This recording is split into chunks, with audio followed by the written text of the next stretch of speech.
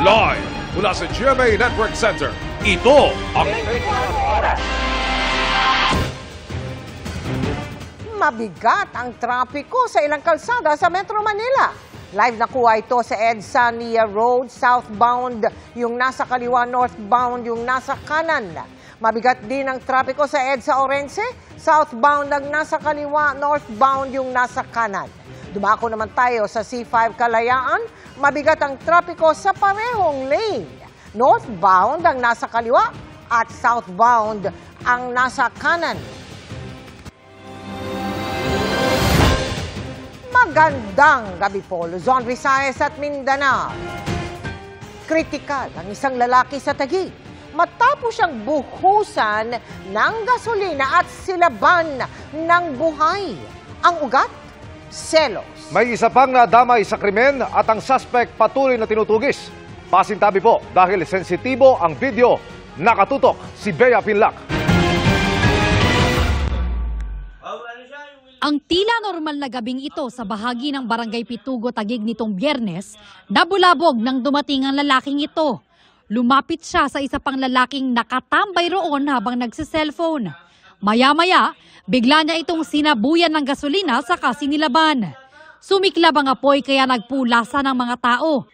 Tumakas ang suspect na inabutan din ng apoy. Nakadalawang balik kasi siya eh. Yung pangalawang balik niya, doon siya may dalang supot. Tapos bigla niya binuhos yung gasolina pala yung dala niya. Sabay sindi ng light at sabi niya, eto regalo ko sa'yo. Kritikal sa ospital ang 28 anyos na lalaking sinilaban. Nagtamo siya ng 3rd-degree burn sa iba't ibang bahagi ng katawan. Hindi ko nga makilala anak ko kung ano na itsura niya. Ang layo. Hindi okay anak ko. Hindi makatao yung ginawa niya eh. Grabe yung ano ng anak ko. Hindi ko halos patingin. Grabe talaga yung ginawa niya sa anak ko. Sobrang sakit. Dapat ako na lang eh. Ako na lang nagsapir eh. Nadamay rin pati ang babaeng naglalaban noon sa tabi ng kalsada. Nagtamo siya ng 1st-degree burn sa parehong binti. Buti na lang yung mga linalabhan ko, yun yung nadampot ko para maapula yung apoy ko sa akin. Mga nanginginig na yung mga anak ko eh. Nakita nila akong inaapoy. Sa tingin ng ina ng lalaking biktima, selos ang motibo sa krimen. Pinagbantaan daw kamakailan ng suspect ang biktima. Lahat namang tao dito, pinagsisilosan lang niya naman po, hindi lang po anak ko. May mga pagbabanta siyang hindi maganda. Sabi niya, humanda ka, di pa rin kayo tumitigil. Yun ang sinabi. Inabangan niya po sa trabaho ng anak ko. Nagkausap na raw noon ang dalawang kampo sa barangay kung saan humingi ng tawad ang suspect. Ay, akala ko okay na yun. Ayun pala, may balak pala siya. Ayon sa pamunuan ng Barangay Pitugo, may umiiral na barangay protection order laban sa suspect dahil sa pananakit umano sa kanyang asawa. Andun na yung verbal abuse, lahat na physical, pati psychological abuse na rin sa misis niya. Nagdagdag naman ang barangay ng bantay sa lugar kung saan nangyari ang krimen. Magmula nung nangyari yan, yung mga kapitbahay na karoon ng trauma, kung yung pinagsasulusan eh, nasabuyan eh, what more, baka daw yung mga bahay nila, eh baka sabuyan din, gawa nga ng light materials. Posibleng maharap sa reklamong frustrated murder at physical injuries ang suspect na tinutugis pa ng pulisya. Para sa GMA Integrated News, Bea Pinlac, nakatutok 24 oras. Pinilahan ang mga gasolinahan dahil sa nakaambang malakihang oil price hike. May subsidiya naman sa mga pampublikong sasakyan, pero posibleng kulangin kung tuloy-tuloy ang taas presyo. Kaya ang hiling nila, alisan ng buwis ang mga oil product. Nakatutok si Oscar Oida. Kaliwat kanan ang pakarga ng krudo sa gasolinang ito ng mga ayaw abutan ng big-time oil price hike sa gasolina. Inutay sa 2 bagsak ngayong linggo, pero halos 5 piso pa rin pag pinagsama. Sobrang hirap, mo yung biyahe ngayon siya, tapos magtaas pa yung diesel, wala tayong magawa. Babiyahe ako ngayon hanggang mamayang hapon, tapos pag drive ko, ipupultang ko na lahat yung kita ko. Para makasave naman ako sa susunod na pagtaas nila. Pero ang ilang tulad ni Mang Rosel, hindi pa kayang magpa-full tank. Nagpagas muna ako, 500 lang kan eh. Kaya kasi, wala, 2 ikot ko. 1,000 lang po. Yun ang kinikita ko eh. Kasi mahina ng biyahe. Bahala ko na lang umuwi na ako ng Cebu. Mahina ng pambiyahe pa dito. Hindi, malayo pa sa pamilya ko. Magkasikil lang ako doon. Iprinotesta ng ilang grupo ang ipatutupad na big-time oil price hike. Pakiramdam nila ay sinasamantala ng ilan ang tensyon ng Iran at Israel.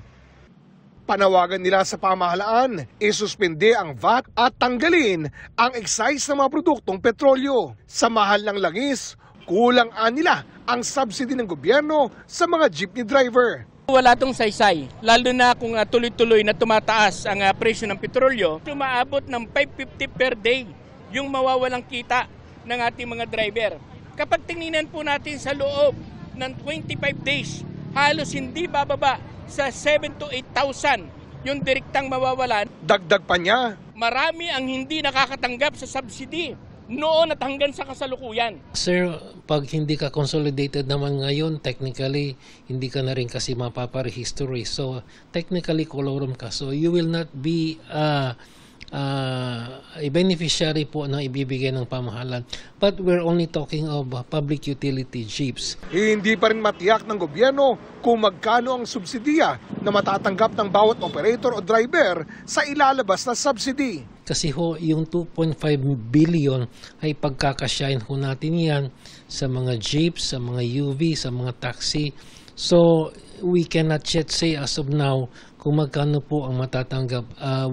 Please give us about 2 days or 3 days. Para sa GMA Integrated News, Oscar Oida, nakatutok, 24 oras.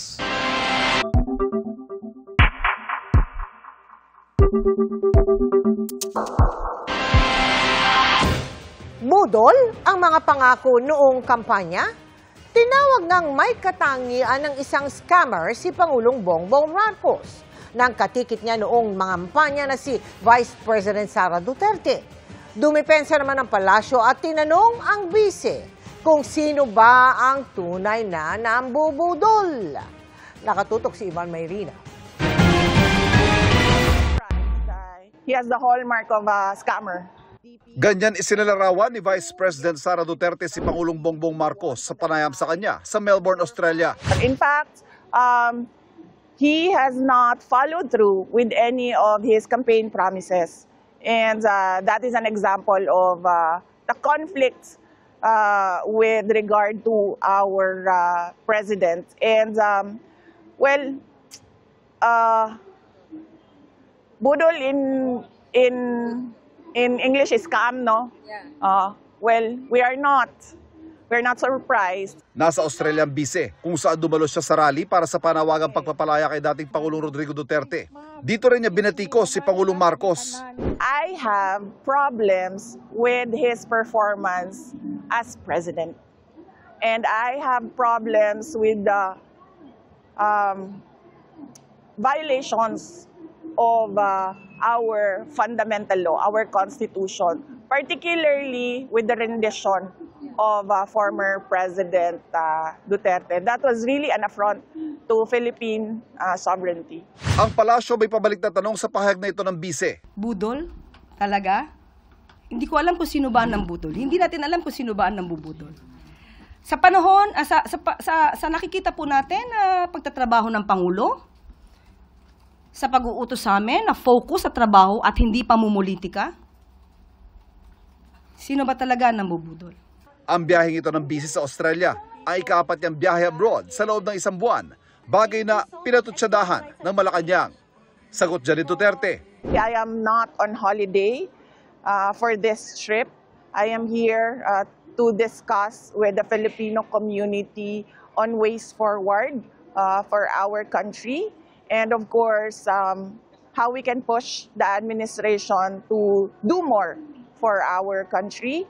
And the Philippine government should not discount the contributions of the Filipino communities worldwide. Ngayong nalalapit na muli ang pang-4 na sona ni Pangulong Bongbong Marcos, kinumpirma ng bise na hindi siya muling dadalo rito, gaya ng nakaraang taon. I don't think he will be providing anything substantial about our country, and it would be best to spend that time with the Filipino community. Kung wala po nakikita ang Vice Presidente na maaaring gawin ng Pangulo, ganyan po talaga ang mangyayari kapag ka po hindi binubukas ang isipan at ang mata at ang puso para sa taong bayan.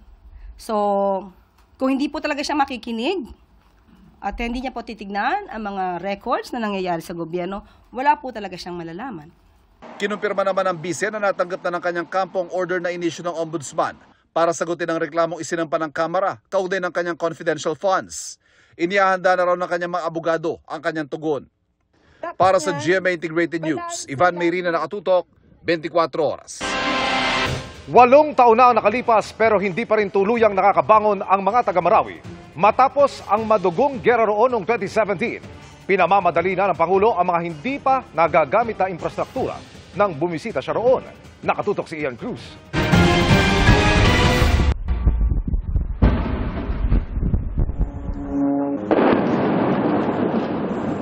Halos mapulbos ang Marawi City nang idaan sa pag-atake ng militar ang pagtaboy sa Maute ISIS group na kumubkob sa lungsod noong May 2017. Tumagal ng 5 buwan ang madugong bakbakan, pero lalong matagal ang pagbangon sa dami ng nawasak na estruktura, tahanan at paaralan. Ang mapait na katotohanan, wala talagang panalo sa isang gera. Ang tunay na talo, ang mga inosenteng mamamayan na nagbuwis ng buhay at nawala ng tahanan at kabuhayan. Ang iba nga, may dinadala pa ring trauma hanggang ngayon. 8 taon na ang lumipas matapos ang Marawi Siege, pero nasa temporary learning spaces pa rin ang mahigit 700 K-12 students mula sa 4 na elementary at 1 high school. Wala silang blackboard kaya nag-improvise ang mga guro. Wala rin silang kisame na personal na nakita ni Pangulong Bongbong Marcos sa inspeksyon. Naghatid ng kanyang opisina ng mga bag at school supplies para sa mga estudyante. Meron ding laptop at satellite para sa internet connection ng paaralan. Kung tutuusin, may gawa ng 10 bagong gusali na may tiga-4 na palapag na pwede para sa hanggang 10,000 estudyante. Para sana yan sa magiging Marawi Dansalan Integrated School na nasa Barangay Moncado Colony na lugar din ng bakbakan noon. Pero may kailangan pang tapusin na pinondohan na ngayon ayon sa Office of the President. Malapit na matapos, kaunti na lang, maglalagay na lang ng perimeter fence, pwede na dalhin yung mga bata doon. Ang pinaka-importante po is yung pong fencing, perimeter fence. So you cannot transfer our learners kung hindi po safe ang mga mag-aaral. 275 million. O yung buo na. Nandun na yung gym, nandun na yung admin building, nandun na yung fencing, gate.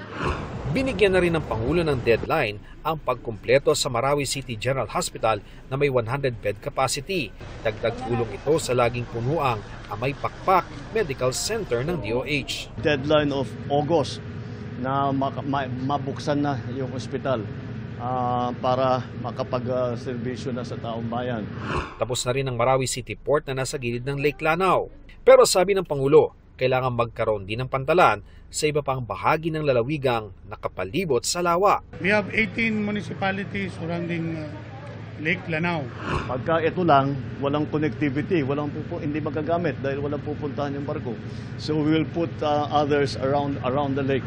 Pinabibilis na rin ang pagbibigay ng kompensasyon sa mahigit 14,000 pang residenteng naapektuhan ng Marawi Siege na pagtutulungan ng Marawi Compensation Board at National Housing Authority. May mga nauna naman ang natapos. Almost 2,000 po yung nag-start na-adjudicate na po na kaso. So hopefully, mapabilis po yung adjudication saka bayad ng compensation ng mga tao. Tumutulong na rin daw sa rehabilitasyon ang Chief Minister ng Bangsamoro Autonomous Region in Muslim Mindanao. Para sa GMA Integrated News, Ian Cruz, nakatutok 24 oras. Kamustahin na natin ang lagay ng trapiko sa pinalala ng mga malakas na ulan at pagbaha pa nga sa maraming kalsada sa Metro Manila. Ang sitwasyon sa ilang kalsada tinutukan live ni Dano Tungkungko. Dano? Mel, maraming lugar sa Metro Manila ang binaha at nag-bumper to bumper ang traffic dahil sa malakas na ulan ngayong hapon dulot ng habagat. Kaya kung hirap kayong umuwi, abay appear, hindi kayo nag-iisa, marami tayo.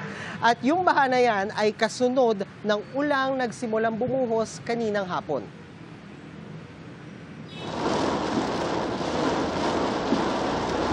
Pasado 2:00 ng hapon nang bumuhos ang malakas na ulan na may kulog at kidlat. 15 minutong nag-zero visibility sa Commonwealth Avenue. May naipon ding tubig sa ilang bahagi nito kaya halos walang galawan ng trapiko. Tulad na lang sa bahagi ng Commonwealth Tandang Sora eastbound kung saan abot sa kalahati ng gulong ang naipong tubig sa tabing bangketa. Gutter deep din ang naipong tubig sa Commonwealth Ilang-Ilang at Commonwealth Batasan. Sa monitoring ng MMDA, binahari ng bahagi ng Commonwealth Avenue sa kanto ng Luzon Avenue, pati bahagi ng Batasan, Philcoa at Ever eastbound.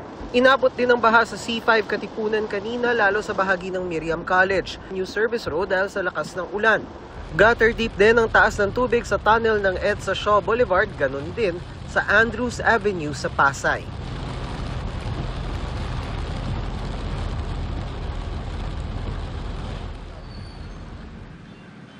At Mel, sa ngayon ay nandito tayo sa bahagi ng Katipunan Avenue dito sa katabi ng Ateneo de Manila University kung saan makikita ninyo sa aking likuran itong direksyon na ito, yung mga sasakyan na papuntang Commonwealth, Tandang Sora, eastbound generally area at kanina pa yan na bumper to bumper ang sitwasyon at halos walang galawan.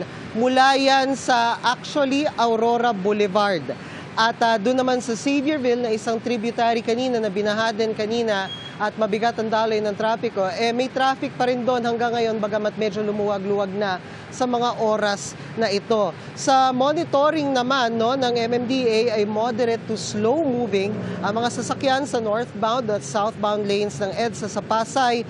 Yan din ang sitwasyon sa area ng Mandaluyong at Cubao sa Quezon City at mabagal din sa magkabilang side ng Commonwealth at maging sa Marcos Highway. At Mel, sabi ng MMDA ay dahil yan sa volume ng mga sasakyan at sa ngayon, wala namang mga naitalang pagbaha sa mga lugar na nauna ng binaha kaninang hapon dahil sa malakas na ulan. Balik sa Mel. Maraming salamat sa iyo, Dano Tingkungko. Update sa missing sabungero, nag-usap na ang Justice Department at PNP para ilagay sa Witness Protection Program si alias Totoy kasunod ng mga ibinulgar nito. Itinanggali ng DOJ ang pahayag ng ilang kaanak ng mga biktima na pinapabayaan ng gobyerno ang kaso. Nakatutok si Darlene Kai. Kasunod ng mga ibinulgar ng akusadong si alias Totoy sa mga alam niya sa pagkawala ng mga sabungero, nagkausap na si Justice Secretary Jesus Crispin Remulla at si PNP Chief Nicolas Torre III tungkol sa pagsasailalim sa kanya sa Witness Protection Program. Sabi kasi niya sa eksklusibong panayam sa GMA Integrated News, may banta sa buhay niya at ng kanyang pamilya. Basta we're processing the information first. Pero may arrangement na kami ni PNP Chief Torre. Pero handaan niya si alias Totoy na ituro ang mga sangkot sa pagkawala ng mga sabungero. May mga hawak na ring ebidensya ang Justice Department para suportahan ang mga pahayag ni alias Totoy na nakausap na nila bago pa ang May 2025 elections. Hindi mo na ito idinetalye. Meron kaming corroborative evidence na kasama. Basta meron kaming ibang klaseng evidence pa. Iniimbestigahan na rin ang hindi bababa sa 10 taong isinangkot ni alias Totoy. Pero statement pa lang niyang hawak ng kagawaran at wala pang formal na affidavit. Itinanggi rin ng Justice Department ang pakiramdam ng isa sa mga kaanak ng mga nawawala na pinabayaan na sila ng gobyerno. No such thing. Talagang hindi kami nag-give up. We have not given up on anything or anybody. Ganun lang talaga, mabagal minsan ang kaso. Ito po'y proseso, kinakailangan po may ebidensya na makakalap at ginagawa ho namin ang lahat. At kagaya nga yan, sabi ko nga, nakausap ko na siya bago pa dumating yung eleksyon at na-process na rin namin yung information. Para sa GMA Integrated News, Darlene Kai, nakatutok 24 oras. Dapat ibasura ang ika-4 na impeachment complaint dahil labag umano sa saligang batas. Yan po ang nilalaman ng tugon ni Vice President Sara Duterte sa summons ng Senate Impeachment Court. Nakatutok live si Mav Gonzalez. Mav? Mel, sa araw mismo ng deadline na ibinigay ng Senate Impeachment Court, ipinadala ni Vice President Sara Duterte ang kanyang reply sa summons ng korte. Natanggap mag-aalas 6 ng gabi ng Senate Impeachment Court ang sagot ni Vice President Sara Duterte sa writ of summons sa kanya. Tinanggap ito ni Senate Secretary Attorney Ray Bantug na tumatayong Clerk of Court. Dito, nakasaad na dapat i-dismiss o ibasura ang ika-4 na impeachment complaint laban sa bise dahil ito ay void ab initio o walang bisa sa simula pa lamang. Sabi ni Duterte, labag ito umano sa one-year bar rule sa konstitusyon na direkta umanong nagbabawal ng pagsisimula ng higit sa isang impeachment complaint sa isang opisyal sa loob ng 1 taon. Ang sagot niya, may nakasulat na katagang ad cautelam. Salitang Latina sa Ingles, ang ibig sabihin ay more abundant caution o may labis na pag-iingat. Nakasaad din na isinumite nila ang sagot nang hindi tinatalikuran ng anumang pagtutol sa jurisdiction ng korte at iba pang issue sa kaso. Nagpadala rin ang kampo ng bise ng kopya ng sagot sa Kamara. Ayon sa spokesperson ng Kamara na si Attorney Princess Abante, tinanggap ito ngayong hapon din. 35 pages ang isinumitang sagot ni VP Sara, kabilang na ang verification page. Narito ang pahayag ni Senate Secretary Ray Bantug.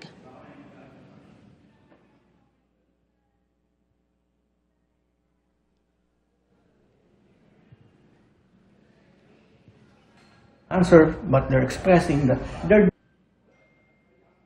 maybe in their minds they'd like to reserve some arguments, no? But in compliance with the order of the court, nag-file sila ng answer, but they're expressing that they're doing so with precaution. They're doing so with caution. Sir, this is different from motion to dismiss. Hindi ko pa nabasa. Yes, sorry. sir. Hindi ko pa nabasa. Mel, sa June 30 naman ang deadline ng House Prosecution Panel para mag-reply sa sagot ni VP Sara. Mel? Maraming salamat sa iyo, Mav Gonzalez. Imbes na isang bagsak ng mahigit 5 pisong oil price hike, hinati po sa 2 ang taas presyo sa langis para sa linggong ito at posibleng tuluyan niyang makaapekto sa presyo ng mga bilihin kung magtutuloy-tuloy ang tensyon sa pagitan ng Iran at Israel. Nakatutok si Sandra Aguinaldo. Sa pulong nila, pinakiusapan ng Department of Energy ang mga kinatawan ng oil companies na utay-utayin ang oil price hike ngayong linggo. Dapat ay papalo ito 5 pesos higit pa para sa litro ng diesel at mahigit 3 piso sa litro ng gasolina. Pero sa pulong, pumayag ang may 12 kumpanya sa hiling. Bukas ang unang bagsak ng oil price hike para sa linggong ito na 2 pesos at 60 centavos para sa diesel at 1 peso and 75 centavos sa gasolina. Pareho ang halaga ng sunod na bagsak sa Huwebes. They were also willing to expand their promotions and discounts for PUVs or yung mga jeep natin. Tugon ng mga transport groups sa ipatutupad na staggered oil price hike. Parang ang gusto nga palabasin, may utang na loob tayo. Dahil hindi biglaan, ang isinsya nun, parang bibitayin ka ng January, gawin nating Marso para hindi bigla, pero isinsya nung bitay ka pa rin. Wala ring garantiyang hindi masusundan ng malakihang taas presyo, lalo't patuloy ang tensyon sa Middle East. We will continue to request as much as they could if it's possible. Panawagan naman ng DOE sa mga pribadong motorista magtipid sa konsumo. Hinihikayat din ang mga may kaya na gumamit ng electric vehicles. Bagamat sinisikap ng gobyerno na mapigilan ang epekto ng oil price hike sa publiko, isa raw sa mahirap mapigilan ay ang epekto nito sa presyo ng bilihin na kailangang i-transport patungo sa mga pamilihan. Si Jennifer, naghahanda na sa epekto ng oil price hike sa presyo ng kanyang panindang isda. Bukod sa langis na ginagamit sa pagpapatakbo ng maraming bangkang pangisda, kailangan din na langis sa delivery ng anumang produkto. Tulad ng diesel, tataas siya. Siyempre tataasan din kami ng singil sa amin. Nag-a-adjust din kami ng konti din sa paninda namin. Naghahanda na rin ang Philippine Amalgamated Supermarket Association. Of course, kapag tuloy-tuloy ito at tataas ang presyo dahil sa nangyayari sa Middle East, pwedeng they might have to adjust somewhere along the way. As to when, that's a management decision. As to how much, again, it's management decision. Para sa GMA Integrated News, Sandra Aguinaldo, nakatutok 24 oras. Hati ang opinyon ng ilan sa impeachment prosecutor sa magiging epekto sa impeachment proceedings ng investigasyon ng Ombudsman sa paggamit ng confidential funds ni Vice President Sara Duterte. Paano kaya kung maunang lumabas ang resulta niyan? Nakatutok si Tina Panganiban Perez. Welcome development para kay House Committee on Good Government and Public Accountability Chairperson Joel Chua ang anyay mabilis na aksyon ng Ombudsman sa rekomendasyon ng Kamara na kasuhan si Vice President Sara Duterte at iba pang opisyal kaugnay sa maling paggamit ng confidential funds ng Office of the Vice President at Department of Education. Pero nag-aalala siya sakaling maunang lumabas ang resulta ng investigasyon ng Ombudsman sa desisyon ng Senate Impeachment Court. Meron po isang kaso, yung Ombudsman versus Court of Appeal, kung saan sinabi po dito ng ating kagalang-galang na Korte Suprema na yung mga impeachable officers kagaya po ng Ombudsman, bago po sila makasuhan, dapat i-impeach muna sila. So, hindi ko alam kung paano ito i-reconcile dito po sa case po ng ating Vice Presidente. Kung sakasakali na ilabas nila muna ang desisyon bago lumabas ang desisyon ng impeachment court. Insofar as the other respondents, except for the Vice President, pwede naman pong umabante. But doon po sa Vice President, hindi pa muna siya, unless and until lumabas yung resulta ng impeachment. Dagdag ni Chua na noong Nobyembre, nagsabi ang Ombudsman na appointee ni dating Pangulong Rodrigo Duterte na wala siyang nakikitang dahilan para imbestigahan ang bise. Kaya nagulat si Chua at ilang kongresista na umaksyon agad ang Ombudsman sa committee report ng Kamara kahit wala pang kasabang ebidensya rito. Tila na shortcut daw ang proseso sa Office of the Ombudsman. Based po dun sa ating pagkakaalam po, dapat may fact-finding investigation pa po muna dapat ito eh. So, from there, saka lamang yung preliminary investigation. Ito po parang nawala na yung fact-finding investigation, nag-proceed na agad sa preliminary investigation. Ayoko naman pong mag-speculate, no? Pero tayo naman basta tayo, we will cooperate fully. Tiniyak ni House Impeachment Prosecutor Joel Chua na hindi makakasagabal ang investigasyon ng Ombudsman sa paghahanda ng House Prosecution Panel sa impeachment trial. Pwede naman daw kasing pagsabayin ang dalawa. Ang isang impeachment prosecutor, wala raw nakikitang epekto ng investigasyon ng Ombudsman sa impeachment proceedings, kahit pa ibasura ng Ombudsman ang reklamo laban sa bise. I don't see any impact on the impeachment complaint. I'm glad that the Ombudsman took action on the recommendations of the Committee on Good Government. And that's a good sign for us. It will affect public opinion on the case, but it will not affect the impeachment if the evidence will be received by the senator judges. Para sa GMA Integrated News, Tina Panganiban Perez, nakatutok, 24 oras. Mga kapuso, ngayong gabi mapapatunayan na may mga pagsubok na may papanalo lang kapag mayroong kasama. Yan ang world premiere ng bagong GMA Prime series na Sanggang Dikit for Real. At bago magpatawa, magpakilig at magpataas ng ating adrenaline rush, makakatsika natin ang mga bida na sina Jeneline Mercado at Dennis Trillo live mula sa Milan, Italy. Good afternoon, Dennis and Jen. Hello, Good afternoon, Iya. Good afternoon. Kamusta kayo dyan? Saya naman. Ano ba? Is this a workation? Ito na, mamaya na ang inyong comeback sa TV. Sir, ano bang pakiramdam ninyong dalawa? Siyempre, excited kami. Sobrang excited. Kinakabahan lang ng konti. Pero sobrang excited kami na mapanood ng lahat ng tao mamaya ang Sanggang Dikit FR. Excited kami na makita nila itong kakaibang kwento na mapapanood nila mamayang gabi. At sigurado mauhook sila dito. For sure yan. Sa trailer pa lang, kitang-kita na kung gaano ka-aksyon ang series. Mapa-fight scenes, pagsakay sa motorsiklo, at literal na may mga pasabog pa. So, how did you prepare for this? Especially na, syempre, binabalance nyo din yung act nyo as parents too. Paano? Well, sobrang galing ng mga kasama namin dito. Tinutulungan kami syempre dito sa taping. Una-una yung director namin, si Direk L.A. Mandideos. Talagang grabe yung suporta at guidance na binibigay sa lahat ng mga artista.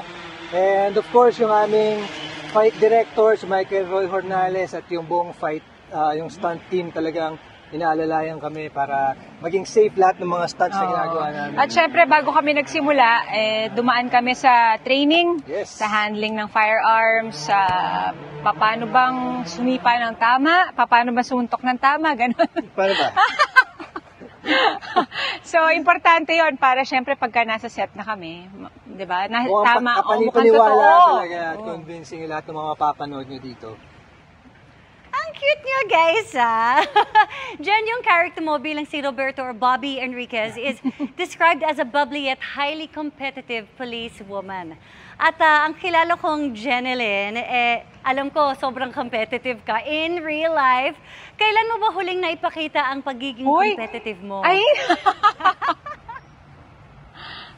Nako, kahit na nung nag-triathlon ako, hindi ako ganun ka-competitive. Talagang kino-compete ko lang yung sarili ko. Talagang kailangan mas maayos or mas magaling yung... Push your limits. Oo, yun. Ganun na. So yun yung last. Yung kapag nagmomotor kayong dalawa ni Den, I'm sure nagiging competitive ka against him. Walang racing, iya. Naku, delikado yan. Napaka, lang namin. Relax lang kalma yung pagpapatakbo namin. Kasi syempre, gusto namin makauwi ng safe. Dahil, pa naman disgrasya. diba, may pamilya. Enjoy lang kami. Oo. Trick question yun, galing sa akin. Ikaw naman din, how is your character, Antonio Tonyo Conde, different from all the other roles that you've portrayed? At balita namin, wala kang stunt double as a Tom Cruise ka pala dito. Ngayon, lalo na ngayon nandito kami sa Milan. Lalo, limited lang yung crew dito, wala kaming stunt double. Yung eksena kinuna namin, nagpagulong-gulong ako doon sa Sunken Garden. At actually, kakapalit ko lang dahil pawis na pawis kami. Talagang grabe yung physical demand ng requirement dito sa show na to. At mapapanood nyo lahat yun mamayang gabi. We are so excited at ngayon from Switzerland, now nasa Italy kayo para kunan ng mga ibang eksena. Pupunta din kayo sa Dubai. So talagang sasaya ang Global Pinoys natin dyan. Dubai, oo. Meron kaming meet and greet. Magkita-kita tayo. Meron kaming show sa Switzerland. Bukas, sa Switzerland naman kami. Tomorrow na. Sa Switzerland kami. Meron kaming show and meet and greet doon. Sa Dubai rin, sa lahat ng mga kababayan natin, magkita-kita po tayo doon. Mga kapusong kababayan, see you tomorrow. Ayan, please invite our kapuso na abangan ang Sanggang Dikit for Real sa GMA Prime. Take it away, guys! Ayan na sila! Dito pala kayo! Ito, mga kasama namin. Nandito si Lucien Lopez and si Joros Gamboa. Dito lang pala kayo? Kanina pa ako din nagpapanggol sa likod mo. Iniimbitahan po namin kayo na panoorin ang Sanggang Dikit for Real. Mamayang gabi na po yan, 8:50 p.m., Monday to Friday. Sana po magustuhan ninyo. Excited kami na mapanood ninyong lahat. Napakagaling ninyo dito talaga. Nako, for real. bayan. For sure, yan. Maraming salamat and congratulations in advance, Dennis and Jenilyn.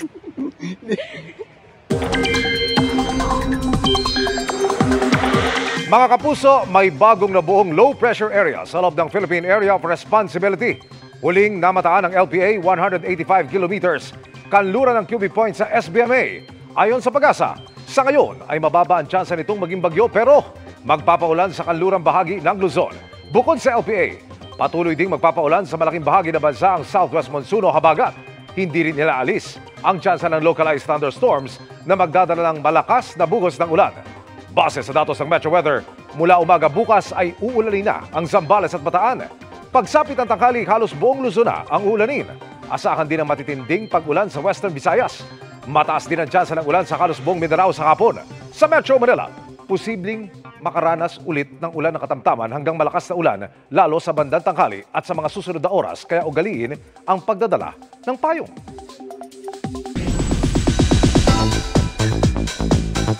May nanalo na bilang Sparkle's Ultimate Campus Heartthrob. Kilalanin natin ang Spiker Prince from the South sa chika ni Nelson Canlas. Mula sa halos 300 hopefuls mula sa iba't ibang schools, colleges, and universities, iisa ang umangat at hinirang na Sparkle Campus Cutie Grand Winner. Ang Spiker Prince from the South, si Mad Ramos ng Mindanao. Kasama sa mga hurado sina GMA Senior Vice President Attorney Annette Gozon Valdez at Sparkle First Vice President Joy Marcelo. I think nag-shine siya talaga, lalo na sa question and answer portion. And I can see his confidence. Meron siyang malakas yung personality niya, na malakas yung drive niya for excellence. So I think he'll be a very good addition to Sparkle. Iba't ibang challenges ang pinagdaanan ni Mad mula sa selection process na masusing pinili ng Sparkle GMA Artist Center. Pero higit pa sa mga pinagdaanang workshops, napagtagumpayan din niya ang ilang inner battles. Sa una, I got shy. Mahihain ako and then di ako nakakapag-step up sa workshops, challenges, and then sa dulo lang ako nakabawi. So hindi ko talaga in-expect and alhamdulillah for this opportunity. Kasama ni Mad na sinalubong ang kanyang winning moment, ang kanyang buong pamilya na lumipad pa galing Mindanao. This UST varsity player is set to win our hearts, not just with his talent and killer smile. Isa rin siyang cutie with a cause. Gusto kong i-represent yung Muslim community na kayang-kaya natin makipagsabay sa gantong larangan, sa gantong industry. Kaya kasi onti lang naman ang, 'di ba, sumusubok sa ganto. So, ako na yung nag-step up para i-represent ang Muslim community and sana maging proud kayo sa akin. Mapapanood ang Grand Finals ng Sparkle Campus Cuties on June 27 sa YouTube at Facebook channels ng Sparkle GMA Artist Center. Nelson Canlas, updated sa Showbiz Happenings. Mahigit 200 Pinoy na ang gustong umuwi mula sa Israel ayon po yan sa OWA. Sa gitna ng tensyon sa pagitan ng Israel at Iran, 26 sa kanila ay inaasahang darating bukas. Nakatutok si Mariz Umali.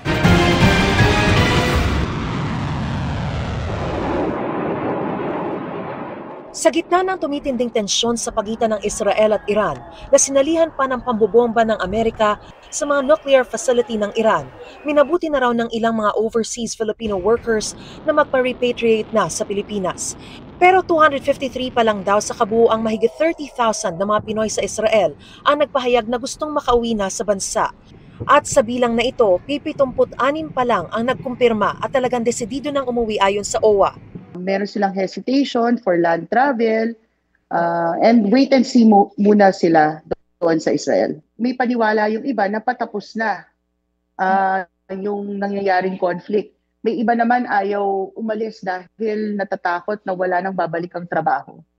Utos ng Pangulo siguruhing ligtas ang lahat ng mga kababayan natin sa mga lugar na may tensyon. I have directed all concerned government agencies to take the necessary steps to ensure the safe, timely, and orderly return of our Filipino workers who wish to avail of the voluntary repatriation program. They will receive immediate support from the government. Katunayan, nasa Amman, Jordan ngayon sa Department of Migrant Workers Secretary Hans Leo Kakdak para personal na sunduin ng mga Pinoy na papauwi. Kasabay niya yung unang batch ng mga repatriated natin mga kababayan from Israel. Darating sila tomorrow. So 26 nating kababayan. Ang ginagawa ng DMW at OWA team, iniisa-isa nating tawagan sila. No? 3 rin ang uuwi bukas mula Jordan at 1 mula Palestine.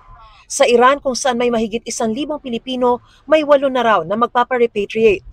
Pero sa mga wala pa raw balak umuwi, tuloy naman daw ang pag-monitor ng pamahalaan at ng embahada sa kanila. Buong Middle East na nga raw ang minomonitor ng OWA, lalo't nakakatanggap din daw sila ng mga tawag mula sa mga kababayan natin sa Saudi Arabia, Qatar, Jordan at Lebanon.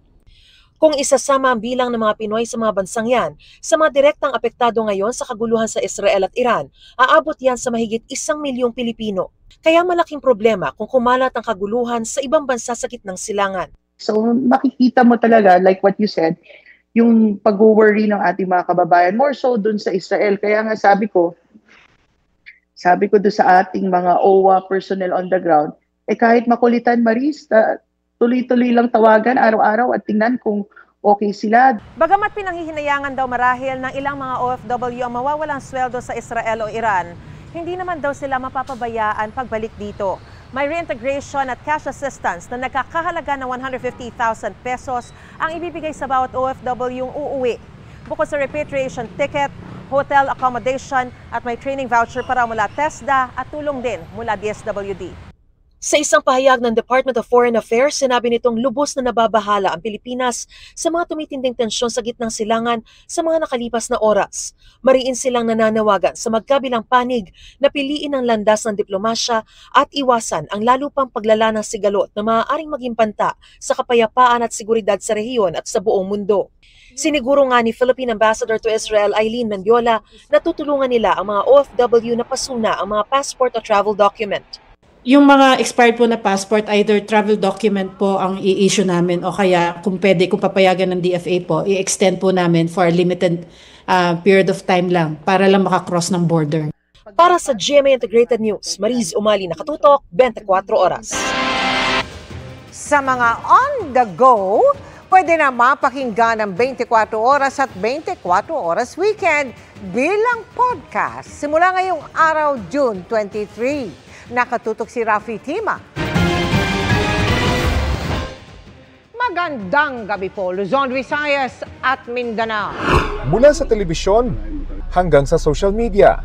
At ngayon, maging sa mga podcast, magiging mas accessible na sa mas malawak na audience ang 24 oras at 24 oras weekend. Live mula sa GMA Network Center. Sa pamamagitan niya ng 24 oras podcast na ilo-launch na ngayong gabi sa pagtutulungan ng GMA Integrated News, Digital Strategy and Innovation Lab, 24 oras at GMA New Media Incorporated. Pumunta lang sa Spotify o sa Apple Podcast app sa inyong smartphone at i-search ang 24 oras podcast. Tamang-tama ito para sa mga gustong manatiling informed on the go nang hindi makakapanood kung halimbawa nasa traffic o may ginagawa. Lahat ng episode magiging available sa Spotify at Apple Podcasts pagka-ere sa TV. Kaya pwedeng i-review ang mga balita sa loob at labas ng bansa anumang oras. Downloadable rin ang episodes at pwedeng pakinggan offline. Ayon kay Senior Vice President at Head ng GMA Integrated News, Regional TV at Synergy Oliver Victor Amoroso, sa pamamagitan ng podcast ng 24 oras at 24 oras weekend, ay mas magiging konektado ang Pilipino sa pinakapinagkakatiwalaang balita sa bansa. Para sa GMA Integrated News, Rafi Tima, nakatutok, 24 oras. Naibig man sa bahay ni Kuya, mananatiling strong si ex-PBB housemate Josh Ford. Naging emotional siya nang ikwento kung para kanino ang pagsabak niya sa bahay ni Kuya, kabilang ang mga kaibigang kasama niyang naaksidente noong 2023 kung saan siya lang ang nakaligtas. May chika si Aubrey Carampel. Lahat ng housemate sa PBB Celebrity Collab Edition may kanya-kanyang dahilan sa pagpasok sa bahay ni Kuya. At para sa survivor lad ng United Kingdom na si Josh Ford, di lang para sa yumaong ama ang pagsali, kundi pati na rin sa mga kaibigan na nakasama niya sa isang car accident noong March 2023. Si Josh ang lone survivor sa aksidenteng ito. Dito pa rin ako. Nakangiti pa rin sa harapan ninyo and I love you guys. And I hope proud kayo sa akin na kahit hindi ako nanalo, kahit hindi ako naging...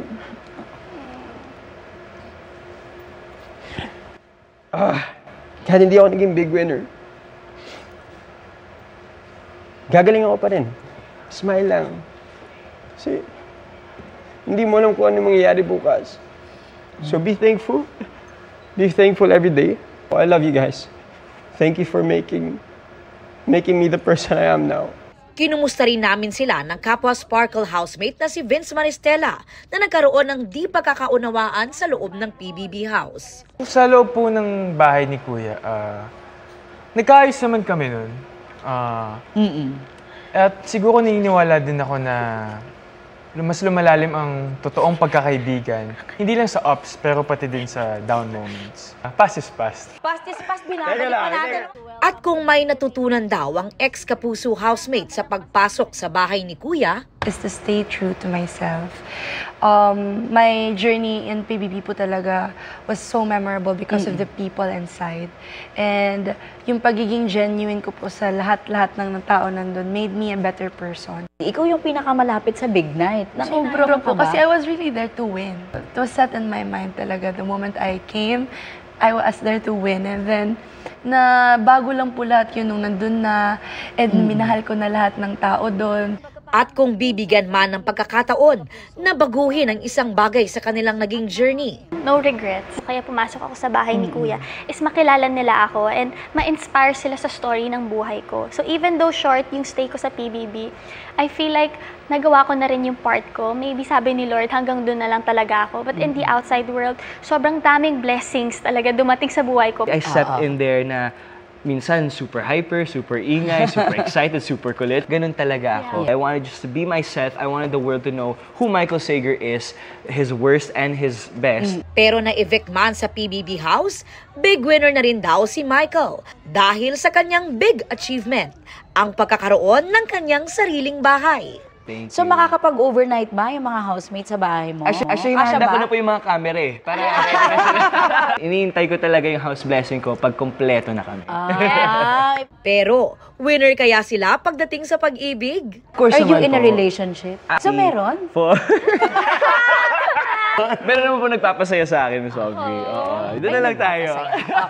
Josh, ano naman ang real score ninyo ng kaduo mong si Kira? Ano po yung bracelet? Oy! Ano to? Matching kami. She is a very special girl. How about you, Vince? Kala mo, ha? Ako open for opportunities po. Siguro hindi naman po sa naghahanap. Nag-aantay lang sa tamang panahon. Aubrey Carampel, updated sa showbiz happenings. At pahabol na chikan tayo para updated sa showbiz happenings. Mikey Quintos just earned her university degree. Sa IG, all smile si Mikey wearing her black toga for her big day sa program na architecture. Definitely worth the wait ang special moment na ito sa kanyang 10 years in college. From acting to running, Sunday well spent para kina Beauty Empire lead stars Barbie Fortes and Kylene Alcantara. Pause muna sa tarayan at G sa takbuhan ang dalawang kasamang kanilang running buddies gaya ni Kuya Kim Atienza. Lalong pinaningning ng Sparkle Artist at Miss Universe Philippines Queens ang coronation night ng Miss Iliga 2025 sa Camarines Sur. Host dyan sina Rabia Mateo at Bea Gomez. Umangat ang beauty, poise, grace at wit ni Bettina Pauline Francia na kinaronahang Queen of the Night at Miss Iliga 2025. At yan ang mga buwan naman akong chika this Monday night. Ako po si Iya Arellano. Miss Mel, Emil. Salamat, Iya. Thanks, Iya. At yan ang mga balita ngayong Lunes. Ako po si Mel Tiangco para sa mas malaking misyon. Para sa mas malawak na paglilingkod sa bayan, ako po si Emil Sumangil. Mula sa GMA Integrated News, ang News Authority ng Pilipino. Nakatuto kami 24 oras.